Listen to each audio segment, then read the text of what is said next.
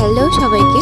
সকাল থেকে খুঁটিনাটি কাজবাজ নিয়ে একটা ব্লগ তোমাদের সাথে আবারও শেয়ার করছি। আজ যেহেতু অমাবস্যা, তাই সমস্ত খাবার দাবারই নিরামিষ রাখার চেষ্টা করেছিলাম। তার মধ্যে তো উপোস করেছি, তাই যতটা হালকা পাতলা রান্নাবান্না করা যায় সেটাই করেছিলাম।